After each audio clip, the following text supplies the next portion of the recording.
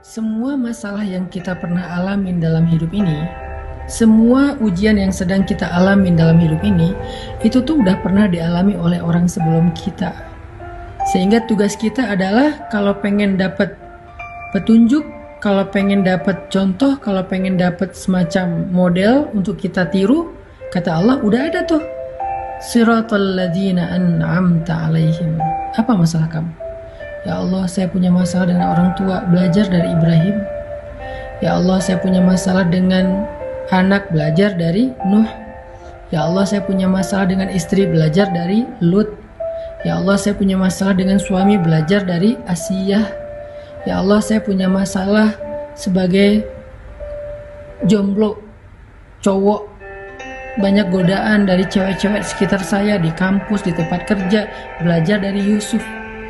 Ya Allah, saya seorang jomblo perempuan cewek dan banyak masalah, banyak ujian dari cowok-cowok yang ngegodain saya, belajar dari Maryam. Ya Allah, saya pengen ta'aruf tapi nggak tahu caranya, belajar dari Musa dan calon istrinya. Ya Allah, saya punya anak tapi nggak tahu cara mendidiknya, belajar dari Zakaria dan Yahya. Apa masalah kita? Ya Allah, saya hampir bercerai, suami saya mentalak saya, talak satu, gimana cara mengislahnya? Belajar dari surat At-Tolak ketika Nabi mentalak Hafsah.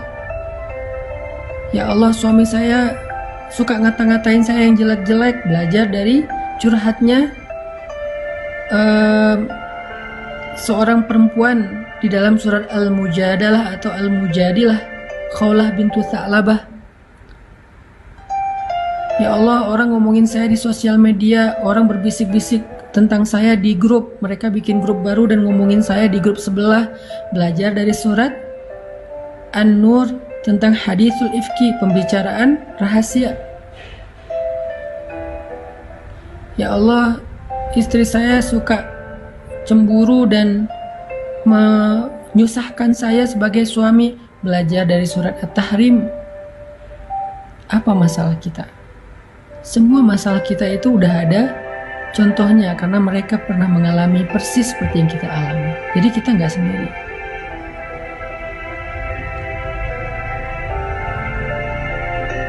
Sehingga di dalam ayat Siratal ladzina an'amta alaihim, Allah tuh pengen ngasih tahu ke kita itu belajarlah sejarah.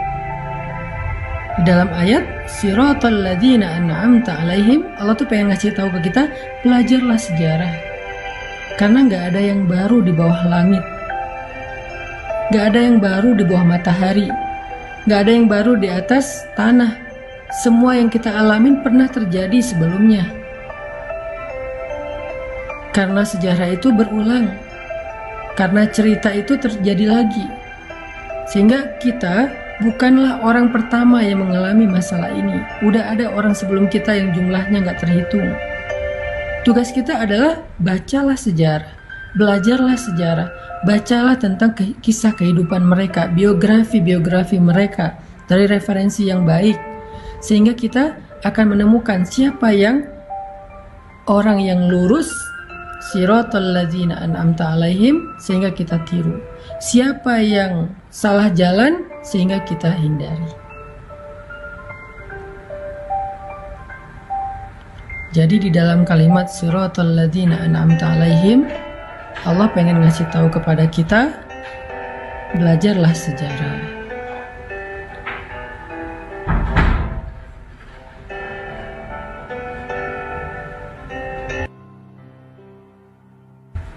Allah pengen ngasih tahu kepada kita, belajarlah sejarah. Sehingga dengan kita membaca sejarah, kita punya guidance, kita punya model untuk kita tiru. Apapun masalah kita.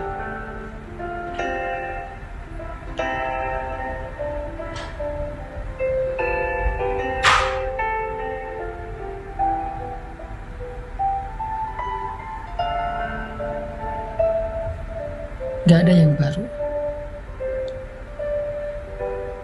Gak ada yang baru. Semua yang kita alamin pernah dialami oleh orang sebelum kita.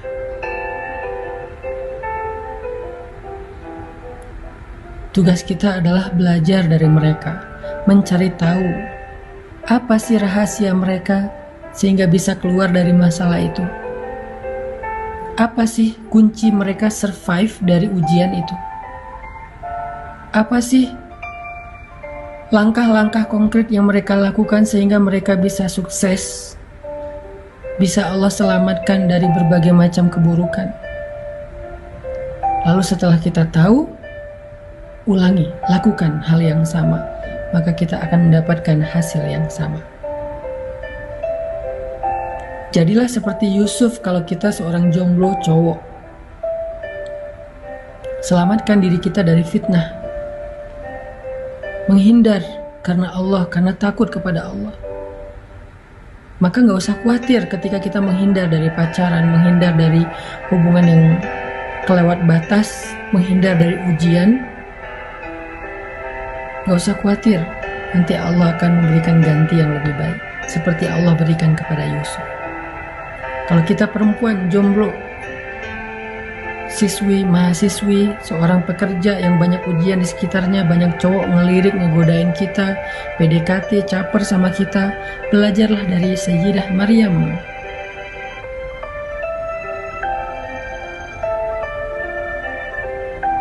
Yang mengatakan sesungguhnya aku tidak kenal laki-laki. Dan aku bukan perempuan yang suka merendahkan diri dengan perbuatan dosa.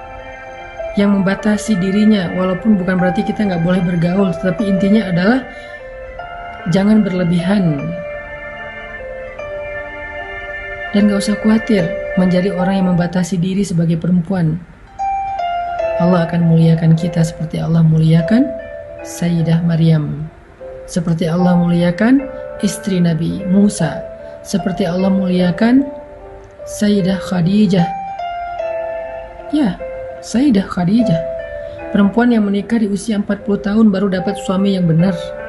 Sebelumnya, suaminya wafat, nikah wafat.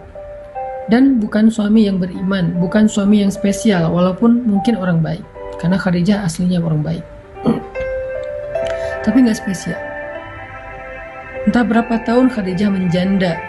Di usia 40 tahun, harusnya seorang perempuan itu merasa semakin khawatir, semakin panik, apakah mungkin di usia itu masih punya jodoh, apalagi seorang jodoh itu masih single, baik, soleh, terkenal, tajir, mungkin dapat seideal itu di usia 40 tahun. Belajar dari Sayyidah Khadijah, jangan berputus asa, jangan pesimis, perbaiki aja diri kita, nanti Allah yang akan memperbaiki calon jodoh kita. Sehingga di usia 40 tahun, Allah berikan kepada Khadijah seorang suami yang lebih muda 15 tahun dari beliau. Bukan hanya lebih muda, kalau bahasa kita berondong, bukan hanya lebih muda, tapi solih, tajir, Nabi pula, kekasih Allah, ideal banget. Secara fisik, sempurna. Jadi kalau kita pengen seperti Khadijah, yang dapat suami seorang Rasulullah SAW, maka jangan cuma baca sejarahnya, jangan cuma tahu kisahnya, ikutin. Apa yang kita nggak punya contoh? Semua masalah kita itu udah ada contohnya.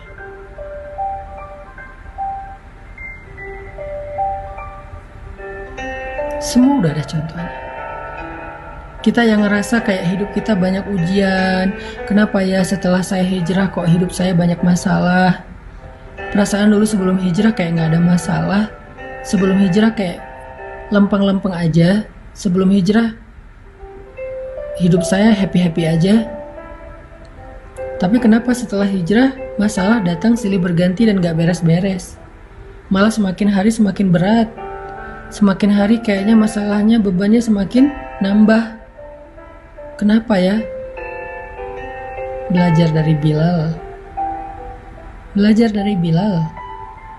Sebelum Islam, Bilal itu gak pernah disiksa. Dia budak, tapi dia diperlakukan dengan baik. Dia disuruh kerja, ngurus ternak, ngurus rumah, ngurus kandang. Memang dia bekerja kepada tuannya. Tetapi dia tidak pernah disakiti, gak pernah disiksa, hanya disuruh kerja. Lalu setelah dia masuk Islam, dia beriman kepada Allah, dia berhijrah dari kufur kepada iman, tiba-tiba qadarullah dia lagi sholat, ketangkep sama tuannya.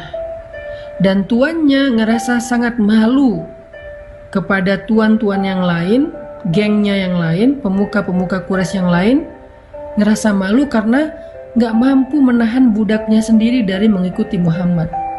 Budak aja gak bisa diatur, kan malu. Budak aja gak bisa dihalangi, kan malu. Budak aja gak bisa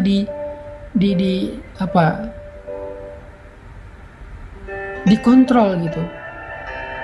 Kok bisa budaknya aja lepas kendali sehingga beriman kepada Muhammad yang beda kabilah, sehingga mengikuti ajaran Muhammad yang beda suku, sehingga Umayyah bin Khalaf merasa sangat malu dengan imannya Bilal.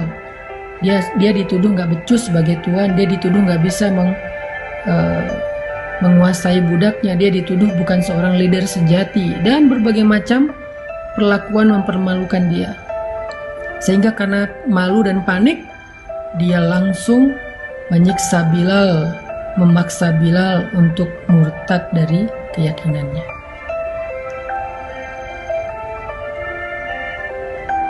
Bilal mendapatkan siksaan justru setelah Islam. Apakah Bilal mengatakan ini gara-gara saya beriman, saya hidupnya jadi susah? Gak pernah Bilal ngomong kayak gitu.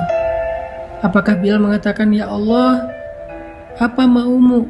Setelah saya beriman, kenapa engkau beri saya ujian, bukannya diberi kenikmatan dan kebahagiaan? Gak pernah Bilal ngomong kayak gitu. Apakah Bilal mengatakan, ya Allah, saya nyesal udah beriman, tahu gini saya gak akan mau masuk Islam? Gak pernah terbersit sekalipun kayak gitu.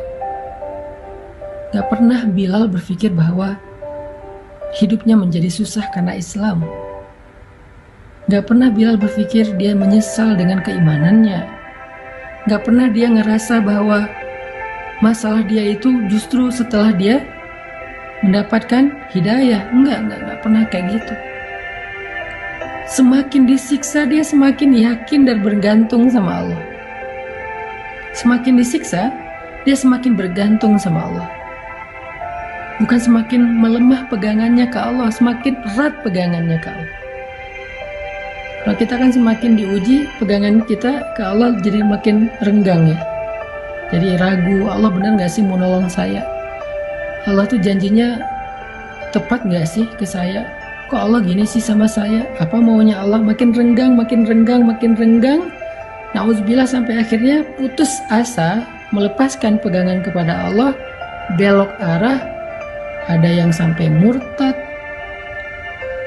ada yang bunuh diri, ada yang mencuri karena putus asa dengan rezeki yang halal, ada yang akhirnya berzina karena putus asa mencari jodoh. Makin diuji makin renggang. Kalau Bilal makin diuji makin erat pegangannya.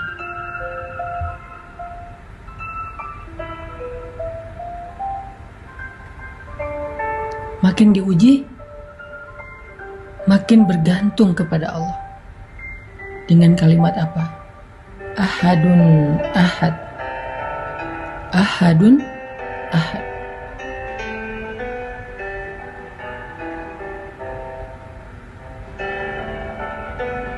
Cuman Allah satu-satunya, gak ada yang lain yang saya yakin, yang saya sembah, yang saya tunduk, yang saya bergantung, yang saya berharap. Ahadun ahad. Makin disiksa makin ahadun ahad. Jadi buat kita yang setelah hijrah merasa banyak diuji, belajar dari Bilal. Coba ikuti, teladani sikap Bilal supaya kita mendapatkan kebaikan hasil terakhir dan yang sama dengan apa yang dialami oleh Bilal. Apa kebaikan yang didapatkan oleh Bilal di akhir cerita itu setelah dia ahadun ahad sekian lama? Apa kebaikan yang akhirnya Bilal dapatkan? Allah mengutus seorang hamba yang hatinya baik, yang Allah ridho kepada dia, mukmin paling baik di antara semua orang yang beriman setelah Rasulullah dan Khadijah. Orang yang sangat mulia kedudukannya. Allah nggak ngutus orang biasa, Allah ngutus orang yang paling istimewa. Akhlaknya istimewa, imannya istimewa, kedudukannya istimewa. Allah utus dia. Kalau Allah mau, Allah bisa aja ngutus Utsman, juga orang kaya. Bisa aja Allah mengutus Abdurrahman bin Auf, juga orang kaya. Bisa aja Allah mengutus Sa'ad bin Abi Waqqas, juga orang kaya. Banyak lagi sahabat-sahabat yang kaya.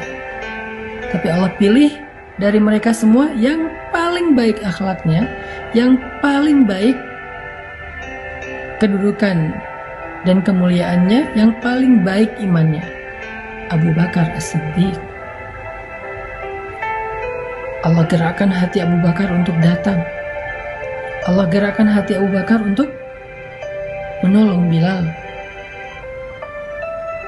Lalu Abu Bakar datang, bilang ke Umayyah bin Khalaf, "Ya Umayyah, apa untungnya kamu menyiksa budak seperti Bilal? Jual aja dia kepada saya, sehingga kamu bisa tenang dan mendapatkan keuntungan. Daripada kamu menghabiskan waktumu, tenagamu menyiksa orang seperti Bilal, kamu gak dapat untung dan gak tenang. Jual dia kepada saya, kamu bebas, gak perlu lagi menyiksa dia, gak perlu lagi malu karena dia, dan kamu dapat untung," kata Abu Bakar. Umayyah mikir, bener juga nih. Kalau saya jual, saya udah gak perlu malu lagi karena bukan budak saya lagi. Dan saya gak perlu capek-capek menyiksa Bilal, karena ketika menyiksa Bilal yang terlihat tersiksa itu bukan Bilal tapi Umayyah. Plus saya dapat untung dari menjual budak yang udah gak bisa lagi saya kendalikan. Karena kalau saya biarkan gak dijual pun saya gak bisa pakai budak ini, mending saya jual aja, mumpung ada yang beli. Umayyah mikir gitu.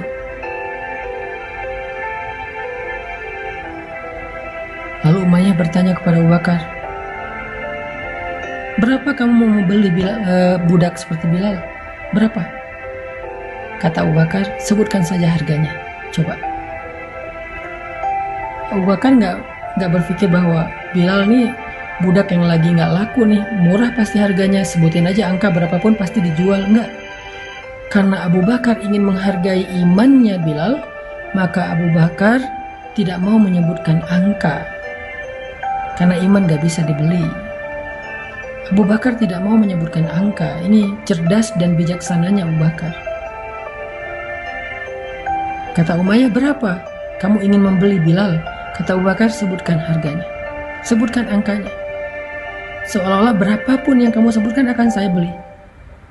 Saya nggak akan menyebutkan angka untuk membeli imannya Bilal."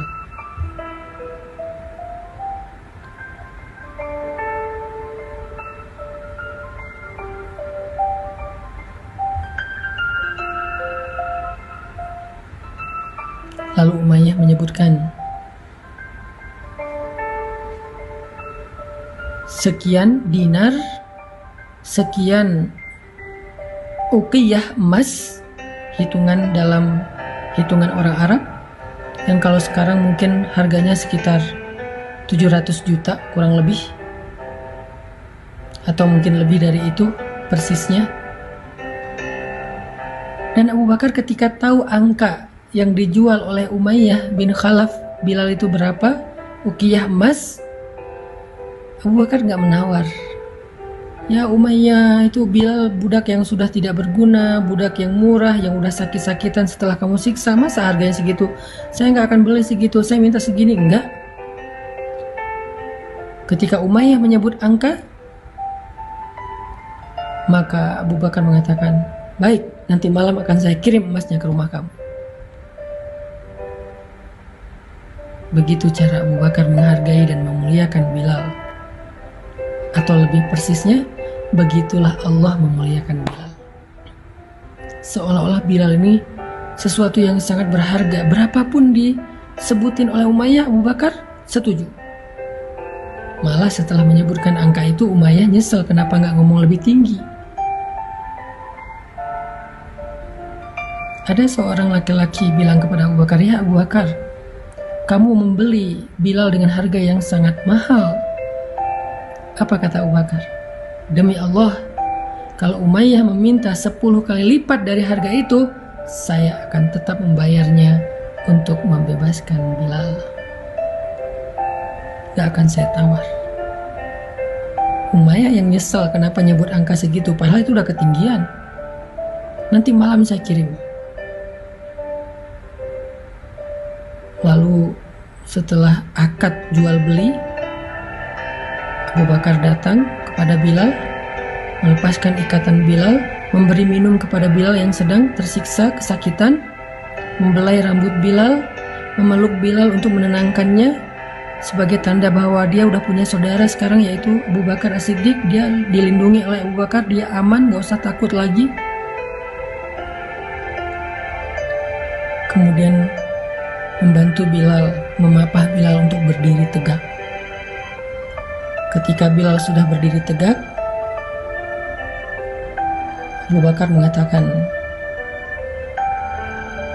"Ya ahla Makkah, ya ma'syara Quraisy, wahai penduduk Mekah, wahai pemuka-pemuka suku Quraisy, ketahuilah sesungguhnya Bilal adalah saudara saya di dunia dan di akhirat, bukan budak saya."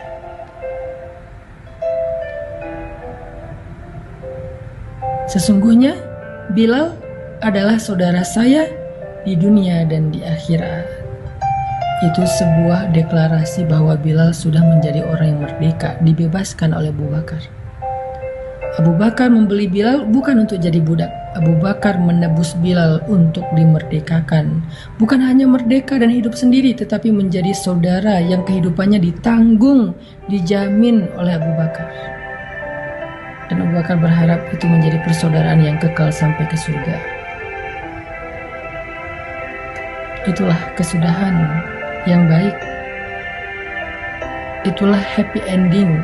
Itulah pertolongan Allah yang tidak terduga-duga yang Allah berikan kepada Bilal setelah dia bersabar dan bergantung kepada Allah saat-saat dia diuji.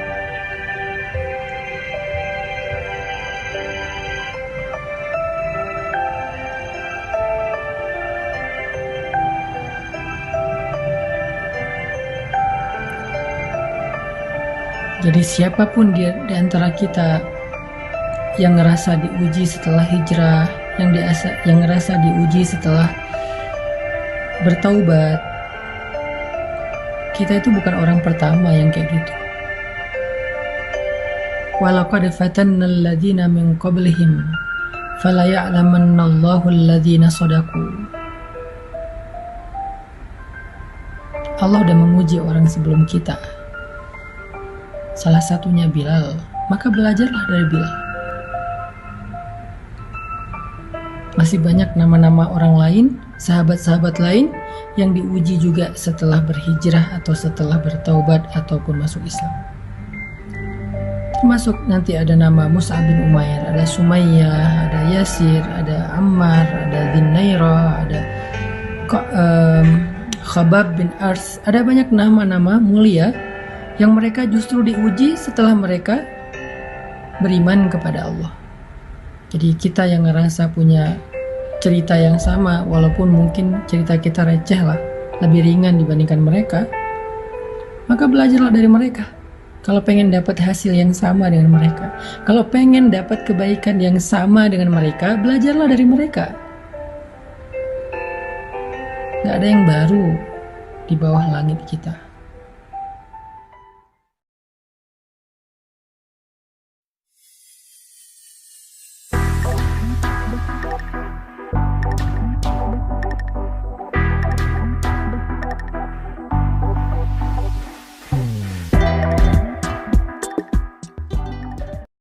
Semua masalah yang kita pernah alamin dalam hidup ini